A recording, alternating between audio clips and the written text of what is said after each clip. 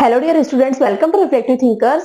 CPU scheduling पढ़ने से पहले हमको उसमें जो टर्मिनोलॉजीज यूज होती है, जो टर्म्स यूज होते हैं, ठीक है, पहले वो हमको जानना जरूरी होता है। अराइवल टाइम, ठीक है, उसको हम जब न्यूमेरिकल सॉल्व करेंगे तो शॉर्ट में लिखते चलेंगे। अराइवल टाइम को एटी, बर्स्ट टाइम को बीटी, ठीक है, और कंप्लीशन टाइम को सीटी, टर्न अराउंड टाइम को टीएटी, वेटिंग टाइम को डब्ल्यूटी, ठीक है, इस टाइप से हम यूज करेंगे। ठीक है, अब अराइवल टाइम क्या है?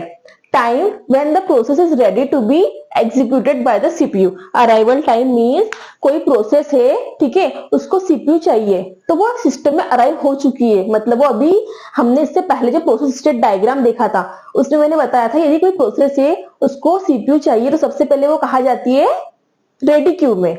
ठीक है, सबसे पहले कहा जाएगी वो रेडी क्यू में। तो जो अराइवल टाइम मींस अभी प्रोसेस रेडी क्यू में एंटर हो चुकी है, तो जिस टाइम पर वो अराइव हुई सिस्टम में, ठीक है, सीपीयू का वेट करने के लिए, तो उसको कहते हैं हम अराइवल टाइम। ठीक है, अब आता है बर्स्ट टाइम। बर्स्ट टाइम क्या होता है? Time slot which the process requires to complete the process और एग्जीक्यूशन टाइम।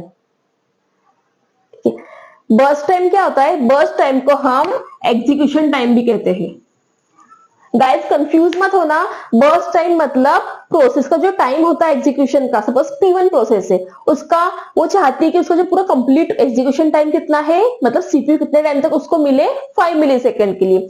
कोई P2 प्रोसेस आती है, उसको हो सकता है उसको ज्यादा टाइम के लिए सीपीयू की नीड हो। तो सब प्रोसेस का बर्स्ट टाइम या एग्जीक्यूशन टाइम अलग अलग हो सकता है। ठीक है, जिस प्रोसेस को कंप्लीट होने में या एग्जीक्यूशन करने में जितना टाइम लगेगा उसको हम कहते हैं बर्स्ट टाइम या एग्जीक्यूशन टाइम। ठीक है, ये क्वेश्चन में गिवन रहेगा हमको जब हम न्यूमेरिकल सॉल्व करेंगे। ठीक है, बर्स्ट टाइम के बाद में आता है completion time. Completion time means जब प्रोसेस सीपीयू में आई तो सीपीयू ने उसको कितने टाइम तक एग्जीक्यूशन में लिया। ठीक है, हो सकता है बीच में से उसको इनपुट आउटपुट डिवाइस की नीड हुई तो फिर वो उसने कॉन्टेक्स्ट स्विचिंग की, फिर उसको बाद में सीपीयू मिला। ठीक है, तो सीपीयू के पास वो प्रोसेस कितने टाइम तक रुकी उसको बोलते हैं उसका पूरा कंप्लीट टाइम। और turn around time means the time taken by the CPU since the process has been ready to execute।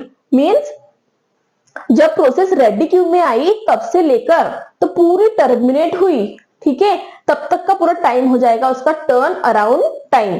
मतलब जब वो प्रोसेस स्टार्टिंग में जब रेडी क्यू में आई सीपीयू का वेट करने के लिए, ठीक है, उसके बाद फिर उसको सीपीयू मिला, उसका पूरा कंप्लीट एग्जीक्यूशन हुआ, उतना पूरा टाइम हो जाएगा टर्न अराउंड टाइम।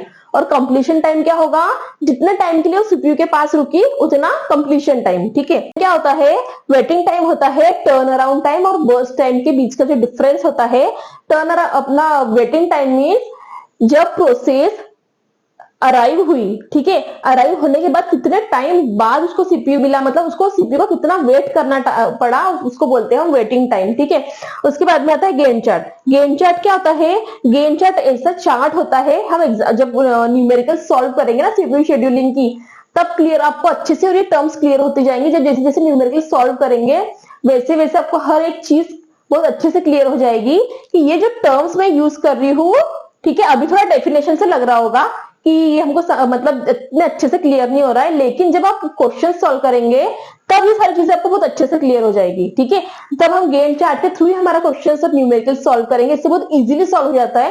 क्योंकि गैंट चार्ट में हम क्या करते हैं ना, जो जो प्रोसेस हमारी एग्जीक्यूट होती जाती है, ठीक है, जब P1 प्रोसेस आई 2 मिली सेकेंड एग्जीक्यूट हुई तो हमने उसका गैंट चार्ट में उसको स्टोर कर लेते, तो जितना बचा उतना फिर हम बाद में, तो इससे क्या हो जाता है गैंट चार्ट के थ्रू हम इजीली जो प्रोसेस है उसका गैंट चार्ट बना के उसको स्टोर करवा के सॉल्व कर सकते क्वेश्चंस, और हम इजीली उसको विजुअलाइज, मतलब एक ऐसा गैंट चार्ट ऐसा रिप्रेजेंटेशन होता है जिसके थ्रू इजीली समझ सकते हैं कि कौन सी प्रोसेस कब अराइव हुई थी, उसको कब सीपीयू मिला, कितने टाइम बाद मिला, कितना वेट करना पड़ा। तो ये हर चीज किसके थ्रू हमको अच्छे से हो जाएगी क्लियर? गैंट चार्ट के थ्रू। ठीक है, गैंट चार्ट के थ्रू हम हर एक प्रोसेस का इजीली ये सारी चीजें निकाल सकती है, उनका कंप्लीशन टाइम, वेटिंग टाइम, ठीक है, टर्न अराउंड टाइम, उसका बर्स्ट टाइम, ठीक है, हर चीज जो है हम गैंट चार्ट के थ्रू इजीली निकाल सकते हैं। जो गैंट चार्ट है बहुत ज्यादा हमारी हेल्प करेगा हमको क्वेश्चन सॉल्व करने में, और गैंट चार्ट के थ्रू हम बहुत इजीली समझ सकते हैं, ठीक है, उसको देखकर ही कि कौन सी प्रोसेस कब आई, उसका क्या कब अराइव हुई और कितने टाइम बाद उसको सीपीयू मिला। ठीक है, फिर उसके बाद में इसका हो सकता है कॉन्टेक्स्ट स्विचिंग हुआ, ठीक है, तो ये सारे टर्मिनोलॉजी बहुत इंपॉर्टेंट है। ठीक है, और ये जो दो फॉर्मूले हैं कभी कभी वो भी एग्जाम में पूछ लेते हैं, टर्न अराउंड टाइम का और वेटिंग टाइम का। ठीक है, तो अब नेक्स्ट लेक्चर से हम क्या करेंगे, इन ये जो प्रोसेस सीपीयू शेड्यूलिंग एल्गोरिदम्स है उसकी 1 बाय 1 जो क्वेश्चंस होते हैं वो सॉल्व करेंगे। ठीक है, नेक्स्ट में हम देखेंगे नॉन प्रिमिटिव टाइप की जो एल्गोरिदम्स होती है उसका फर्स्ट वाला न्यूमेरिकल एफसीएफएस। ठीक है, थैंक यू।